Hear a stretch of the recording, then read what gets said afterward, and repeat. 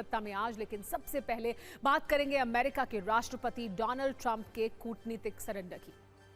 40 दिन की बारूदी जंग, 110 दिनों का तनाव, 7,000 लोगों की मौत और अरबों डॉलर के नुकसान के बाद आखिर ईरान और अमेरिका में डील हो गई।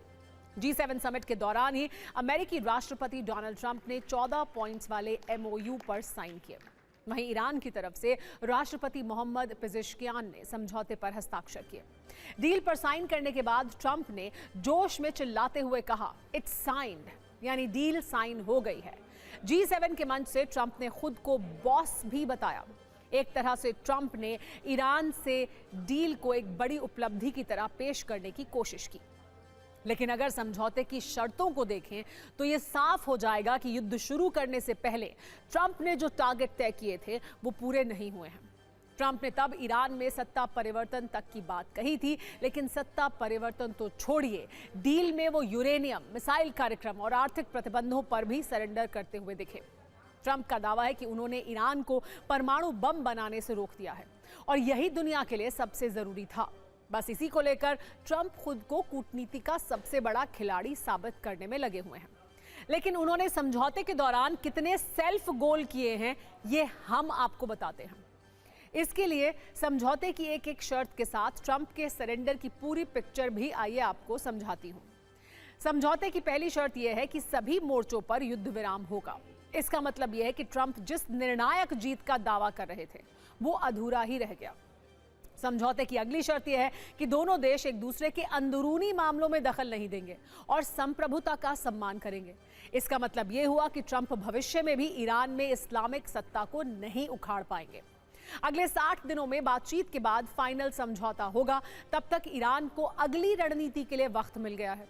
अमेरिका को नाकाबंदी हटानी होगी, यानी ट्रंप की मैक्सिमम प्रेशर की रणनीति विफल रही है। शर्तों के मुताबिक 60 दिनों के लिए हॉर्मूज तो खुल जाएगा, लेकिन ईरान को एक ऐसा रणनीतिक चोक पॉइंट मिल गया है जिसे वो दबाव बनाने के लिए कभी भी इस्तेमाल कर सकता है, जबकि युद्ध से पहले हॉर्मूज में सब कुछ सामान्य था। समझौते के तहत ईरान को 300 अरब डॉलर की मदद मिलेगी, जिसे युद्ध का हर्जाना भी कह सकते हैं। अमेरिका को ईरान के खिलाफ पुरानी पॉलिसी बदलनी होगी और सारे प्रतिबंध हटाने होंगे। ये बात सही है कि ईरान ने परमाणु बम नहीं बनाने का वादा किया है, लेकिन डील में संवर्धित यूरेनियम सरेंडर करने की शर्त शामिल नहीं है। ट्रंप ने बार बार ईरान को आर्थिक तौर पर बर्बाद करने की धमकी दी, लेकिन अब ईरान को तेल निर्यात की छूट मिल जाएगी। इसके अलावा ट्रंप के कूटनीतिक सरेंडर का एक सबूत यह भी है कि ईरान की फ्रीज संपत्तियां लौटाई जाएंगी।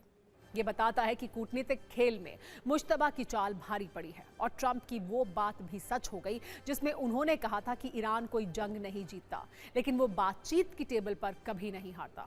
2020 में ट्रंप के दिए इस बयान से उनका सामना डील के बाद एक बार फिर हुआ, जब G7 समिट के दौरान एक रिपोर्टर ने उनसे पूछ लिया कि ईरान को कूटनीति का अजय खिलाड़ी बताने वाले कौन थे। तो सुनिए ट्रंप ने क्या कहा। ट्रंप भले ही खुद को मजबूत दिखा रहे हों, लेकिन वो भी जानते हैं कि ये डील उन्होंने मजबूरी में स्वीकार की है।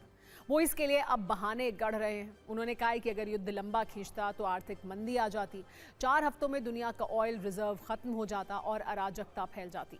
ट्रंप समझौते की वजह आर्थिक चिंता को बता रहे हैं, तो ईरान कह रहा है कि हमारी सेना ने ट्रंप को सरेंडर के लिए मजबूर कर दिया। ईरानी संसद के स्पीकर कालिबाफ ने कहा कि हमने अमेरिका और इजराइल दोनों को हराया है। ईरान ने 4 मोर्चों पर दुश्मन का मुकाबला किया। अमेरिका अपना कोई मकसद पूरा नहीं कर पाया। दुश्मनों को मजबूरी में समझौता करना पड़ा। इसके अलावा ईरानी विदेश मंत्रालय के प्रवक्ता ने कहा कि हमारे मिसाइल प्रोग्राम पर कोई बातचीत नहीं होगी। कोई मिसाइलें बात करने के लिए नहीं इस्तेमाल, हमला नहीं किया होता है।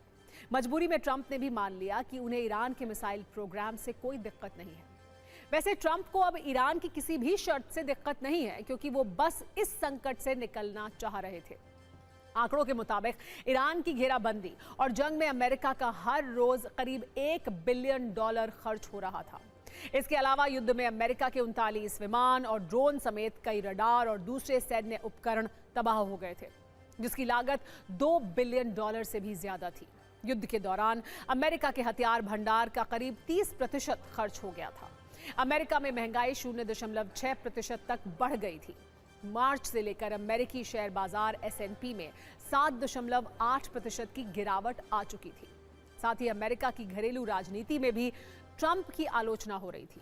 इसलिए ट्रंप को डील में जो मिला उसे उन्होंने स्वीकार कर लिया। ट्रंप ने राष्ट्रपति चुनाव के दौरान अमेरिका फर्स्ट का नारा दिया था, लेकिन इस डील के दौरान उनका एजेंडा ईरान फर्स्ट जैसा रहा। वैसे तो ट्रंप का कूटनीतिक ट्रैक रिकॉर्ड कुछ खास नहीं रहा है, लेकिन इस बार तो उनकी परफॉर्मेंस बेहद ही खराब रही है।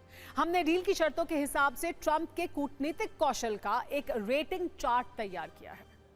सत्ता परिवर्तन के मामले में ट्रंप की कूटनीति को 5 में से 1 स्टार दिया जा सकता है, क्योंकि वो इसमें बिल्कुल नाकाम रहे।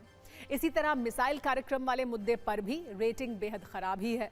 परमाणु कार्यक्रम में ट्रंप को 3 स्टार रेटिंग दी जा सकती है, क्योंकि वो परमाणु बम ना बनाने का वादा करवाने में तो सफल रहे हैं। हालांकि ईरान ये पहले से कहता रहा है, लेकिन पूरी तरह परमाणु कार्यक्रम बंद वो नहीं करा पाए हैं। संवर्धित यूरेनियम भंडार पर उन्हें पीछे हटना पड़ा है। हॉर्मूज खुलने को ट्रंप अपनी उपलब्धि बता सकते हैं, लेकिन हॉर्मूज पर ईरानी नियंत्रण अमेरिका के लिए एक झटका है। ईरान पर आर्थिक प्रतिबंध के मामले में भी ट्रंप पूरी तरह फेल रहे हैं। ईरान की सारी शर्तें मानने के बाद युद्ध का आखिरी चैप्टर अभी भी बाकी है। अमेरिका और ईरान दोनों की तरफ से यह कहा जा रहा है कि शर्तों का पालन नहीं हुआ तो बमबारी से पीछे नहीं